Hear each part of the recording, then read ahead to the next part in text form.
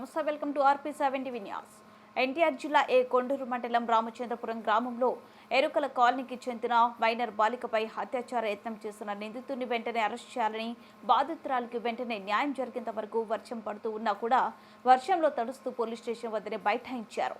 TDP MLA అభ్యర్థి కొలికపూడి శ్రీనివాసరావు అదేవిధంగా ఆ మైనర్ బాలిక కుటుంబ సభ్యులను దాడి చేసి తలలు పగలగొట్టిన వారిని వెంటనే అరెస్ట్ చేయాలని, వారిని వెంటనే అరెస్ట్ చేసేంత వరకు బాధితురాలు కుటుంబానికి న్యాయం జరిగేంత వరకు అండగా ఉంటానని ఆయన భరోసానిచ్చారు.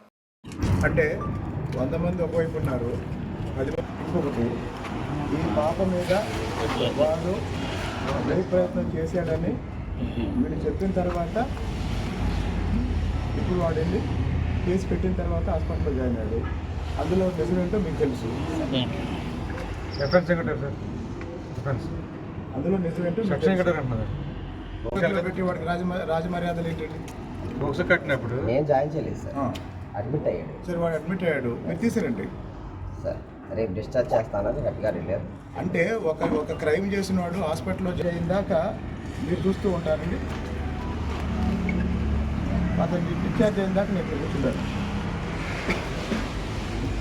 మేమందరం ఎక్కడ కూర్చుంటాం. ఇంకోటి, ఆ కొట్టిన వాళ్ళ ఇళ్ళ దగ్గరే ఉన్నారు. ఇంకా కుర్రాన్ని కొట్టడానికి ఊళ్ళో తిరుగుతున్నారు. మరి వాళ్ళ మీద యాక్షన్ ఏంటండి? యాక్షన్ తీసుకుంటాం. రూట్ మొబైల్స్ వాళ్ళు చెప్పాము, అక్కడ గొడవ లేకుండా వెళ్ళారు, తిరిగారు. అదండి, ఇప్పుడు ఆల్రెడీ కొట్టారు కదా, కొట్టిన వాళ్ళ మీద యాక్షన్ ఏంటి? 11 ఏళ్ల పాప మీద పాపని రేప్ చేయాలని ప్రయత్నం చేసి ఆ పాప వాళ్ళ చెయ్యి కొరికి పారిపోయి ఒక రకంగా మళ్ళీ